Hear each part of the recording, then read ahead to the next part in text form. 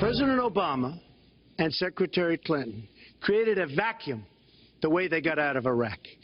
Because they got out, they shouldn't have been in, but once they got in, the way they got out was a disaster.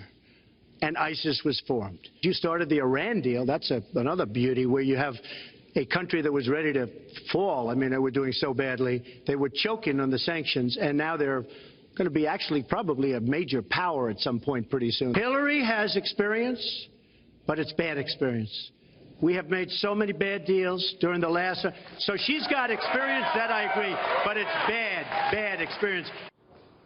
Donald Trump going after Hillary Clinton's abysmal record during her tenure as Secretary of State last night during the debate. Joining us now is one of the co-authors of 13 Hours and one of the American heroes during the Benghazi attack, Mark Geis. Also with us, the author of The Field of Fight, Lieutenant General Mike Flynn. Both happened to be in the audience last night. I would have liked to have heard a little bit, Mark, about Benghazi, a little bit about her failure, not one question to me, but they wanted to talk about birtherism, which I thought was ridiculous. What was your reaction in the audience? Well, you know, Sean, I think it just goes to show the bias that was there with the moderator, with Lester. You know, they never followed up on any question. Donald Trump was the only one who brought up anything about the 33,000 emails, and then it was brushed aside by the moderator. And, you know, I think they missed an opportunity to show America the type of leader that she's going to be. I mean, we have to look and see if this is the type of person we want who's going to be leading our country, that ended up putting people in harm's way for strictly her political gain. You know, that goes back all the way to 2011. General, if you look at the money for the Clinton Foundation, if you look at the email server scandal, the money they took from Saudi Arabia, if vetting refugees, building a wall, not talking about Benghazi, Supreme Court, they missed a lot of serious issues here last night.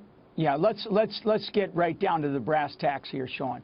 You know, the birther issue was raised and Benghazi was not raised. You know, the birther issue didn't result in 4 dead Americans. The birther issue didn't result in a failed nation state in Libya.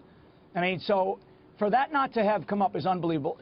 So what we have, Sean, and this is the big decision for the American public, and I will tell you, millions of Americans are jumping on board with Donald Trump because this is a change election.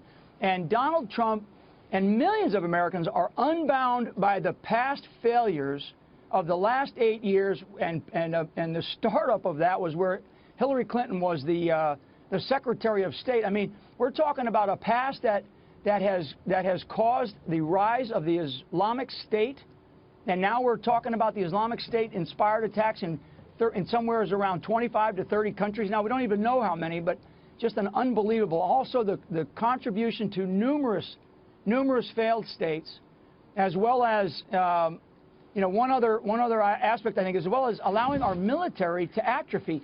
I mean, those are the past failures that this election is causing the American public to wake up and say, hey, we don't need this any longer. We don't need this type of past set of failures. And frankly, this goes back for 30 years, Sean. So this is a big change election. And frankly, you know, as I looked at what, and I was there at last night at the debate, I saw Donald Trump being very presidential. He was sticking to policy. He did not, you know, get down into the lows of some of the things that Hillary Clinton raised. I mean, you know, the business about racism and really talking about, you know, stop and frisk. I mean, they were so wrong on those issues. And those are the kinds of things that the American public will hear more and more about this week.